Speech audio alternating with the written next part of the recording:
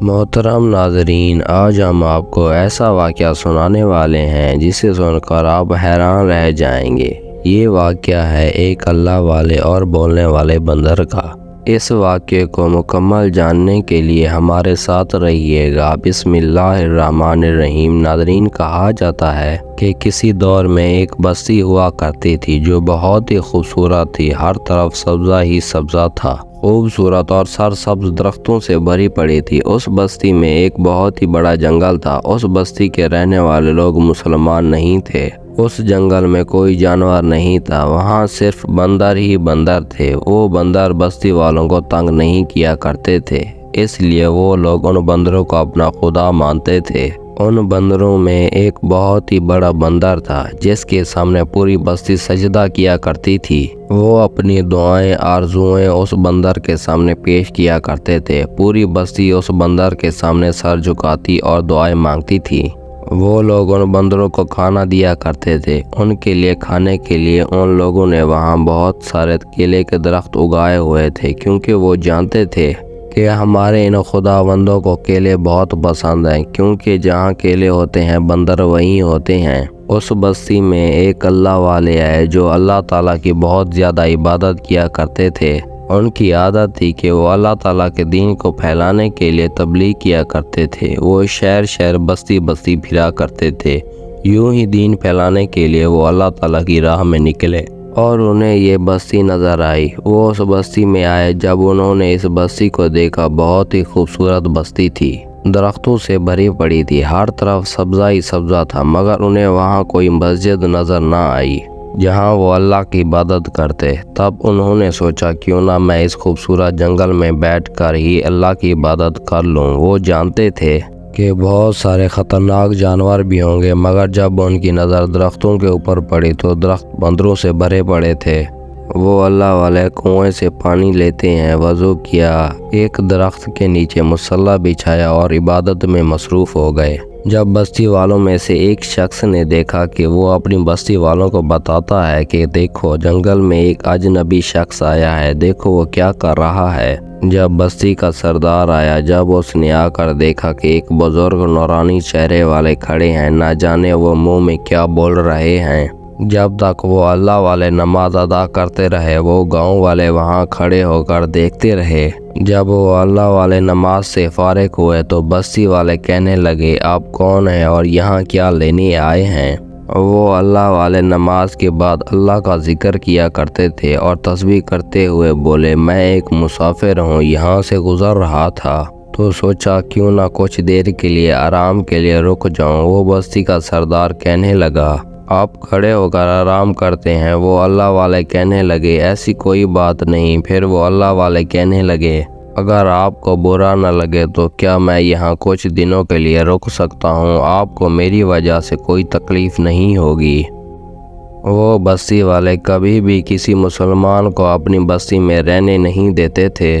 اگر کوئی مسلمان آ جاتا تو اس کو جان سے مار دیتے یا بندروں کے آگے زخمی کر کے ڈال دیتے۔ وہ بندر ان کو نوچ نوچ کر کھا جاتے، مگر ان اللہ والوں کی زبان میں نہ جانے ایسی کون سی تعزیت تھی کہ وہ بستی والے کہنے لگے، آپ یہاں رہ سکتے ہیں۔ وہ اللہ والے وہاں رہ کر یہ دیکھنا چاہتے تھے کہ یہ بستی والے کیا کرتے ہیں، کس کی عبادت کرتے ہیں، کس کو خدا مانتے ہیں۔ بستی کا بوڑھا سردار کہنے لگا، آپ جب تک چاہیں یہاں رہ سکتے ہیں، مگر آپ ہمارے کام میں کسی قسم کی مداخلت نہیں کریں گے۔ وہ اللہ والے کہنے لگے، میں ایسا کیوں کروں گا؟ وہ وہیں بیٹھ کر تسبیح کرنے لگے۔ وہ بستی کا بوڑھا سردار کہنے لگا، ان بزرگ کے لیے کھانے کا بندوبست کرو۔ کچھ نوجوان اٹھے، انہوں نے درخت سے کیلے اتار کر انہوں نے اللہ والے کے سامنے آ کر رکھ دیے اور کہنے لگے، آپ بہت ہی قسمت والے ہیں، ورنہ ہمارا سردار اس بستی میں کسی کو آنے کی اجازت نہیں دیتا۔ وہ اللہ والے مسکرائے اور بسم اللہ الرحمن الرحیم پڑھ کر اللہ کے نام سے کھانا کھانا شروع کیا۔ ان اللہ والوں کو بہت زیادہ بھوک لگی ہوئی تھی، وہ کیلے کھا رہے تھے اور ان کی نظر اوپر درخت کے اوپر پڑی۔ وہ سب بندر ان کو جھانک جھانک کر دیکھ رہے تھے۔ وہ اللہ والے ان بندروں کو دیکھ کر مسکرائے۔ ان کو بہت زیادہ بھوک لگی ہوئی تھی۔ انہوں نے پیٹ بھر کر کیلے کھائے اور اللہ کا شکر ادا کیا۔ تھوڑی دیر کے لیے آرام کرنے لگے، اس کے بعد اٹھے، وضو کیا۔ وہ اٹھ کر اور اللہ کی عبادت کرنے لگے۔ پوری رات وہ اللہ تعالیٰ کی عبادت کرتے رہے، یہاں تک کہ صبح ہو گئی۔ انہوں نے فجر کی نماز کے لیے کھڑے ہوئے اور نماز ادا کرنا شروع ہو گئے۔ وہاں بستی کا سردار کچھ لوگوں کے ساتھ جنگل میں آیا۔ اس جنگل میں بہت ہی بڑا بندر تھا، جس کے سامنے وہ سردار سجدے میں گر گئے۔ جس بندر کے سامنے وہ سجدہ ریز ہو رہے تھے، وہ بندر سو رہا تھا۔ زبردستی اس کو جگہ جگہ کر سجدہ کر رہے تھے۔ سجدے سے اٹھ کر وہ اس بندر سے دعائیں مانگنے لگے۔ سب نے دعا مانگی اور وہاں سے اٹھ کر جانے لگے۔ وہ بستی کا سردار بولا، دیکھو یہ بزرگ ہر وقت کھڑے ہی رہتے ہیں، یہ آرام بھی کھڑے ہو کر کرتا ہے اور سوتا بھی کھڑے ہو کر ہے۔ چلو آج دیکھتے ہیں کہ آخر یہ کیا کرتا ہے۔ جب اللہ والے نے نماز مکمل کی تو وہ بزرگ بستی کا جو سردار تھا وہ کہنے لگا، ہم تو ان بندروں کو خدا مانتے ہیں، آخر تمہارا خدا کون ہے؟ وہ اللہ والے کہنے لگے، میرا خدا اللہ ہے، میں اس واحد اللہ کی عبادت کرتا ہوں جس کا کوئی شریک نہیں، الحمدللہ میں مسلمان ہوں۔ میں کھڑے ہو کر آرام نہیں کرتا، میں کھڑے ہو کر نماز پڑھ رہا تھا، اسی طرح نماز ادا کی جاتی ہے۔ یہ فجر کا وقت ہے اور میں فجر کی نماز ادا کر رہا تھا، باقی 4 نمازیں اور ہیں۔ مسلمان دن میں 5 وقت نماز ادا کرتے ہیں اور اللہ کو سجدہ کرتے ہیں۔ وہ بوڑھا سردار غصے میں آیا اور چلانے لگا، اچھا تم مسلمان ہو، یعنی کہ ہمارے دشمن، ہم نے تمہیں اتنی عزت دی، بستی میں رہنے کے لیے جگہ دی، ہم نے تمہیں کھانا دیا، تم یہاں ہمارے خلاف سازش کر رہے ہو، تم ایک احسان فراموش انسان ہو۔ تم نے ابھی دیکھا کہ ہم ان بندروں کی پوجا کرتے ہیں، جس کو ہم سجدہ کرتے ہیں، جس کو تم سجدہ کرتے ہو، جس کی تم عبادت کرتے ہو، جس کو تم دیکھ بھی نہیں سکتے۔ وہ اللہ والے بولے، ان بندروں کو پیدا کرنے والا بھی اللہ ہی ہے، اللہ واحد لا شریک ہے، جس کی ہم سب عبادت کرتے ہیں اور وہی عبادت کے لائق ہے۔ جس بندر کو تم سب نے ابھی سجدہ کیا وہ سو رہا تھا، زبردستی گھنٹیاں بجا بجا کر اس کو جگا رہے تھے، مگر اللہ تعالیٰ کبھی نہیں سوتا، وہ ہر وقت جاگتا رہتا ہے۔ یہ بندر تو یہاں ان کیلوں کی وجہ سے ہیں، اگر آج یہاں کیلے کے درخت ختم ہو جائیں تو بندر یہاں سے چلے جائیں گے، اور اللہ تعالیٰ نہ کھاتا ہے، نہ پیتا ہے، نہ سوتا ہے، نہ اس کو اونگ آتی ہے۔ وہ بستی کا سردار بولا کہ تو ہمیں سکھائے گا ہم کس کی عبادت کریں، کس کو سجدہ کریں، کس کو نہ کریں؟ ہمارے خدا کی تو نے بڑی ہی بے ادبی کی ہے، اب تجھے اس کی سزا ملے گی۔ وہ سردار کہنے لگا، اس بوڑھے کو اس بستی سے نکال کر پھینک دو۔ ان میں سے ایک آدمی بولا کہ سردار کیوں نہ ہم ان کو بندروں کے آگے پھینک دیں، جس طرح ہم پہلے دشمنوں کو پھینکا کرتے تھے۔ اس نے کہا، ہاں تم ٹھیک کہہ رہے ہو، اس کو ہم نے اتنی عزت دی اور اس نے ہمارے خداؤں کو برا بھلا کہنا شروع کر دیا، اس کو اٹھا کر بندروں کے آگے پھینک دو۔ ان میں سے کچھ نوجوان آگے بڑھے اور ان اللہ والوں کو اٹھا کر بندروں کے آگے پھینک دیا۔ اللہ تعالیٰ کی قدرت، اسی وقت طوفان آیا، آندھی چلی، زوردار آندھی چلنا شروع ہو گئی۔ اس جنگل میں جتنے بھی کیلے کے درخت تھے سارے کے سارے اکھڑ کر تمام درخت ہوا میں اڑنا شروع ہو گئے، جیسے کوئی تنکے اڑ رہے ہوں، اور دیکھتے ہی دیکھتے نظروں سے اوجھل ہو گئے۔ پورا جنگل ایک میدان بن چکا تھا، وہاں کنویں میں جو پانی تھا وہ بھی سوکھ چکا تھا، ہر چیز تباہ و برباد ہو گئی تھی۔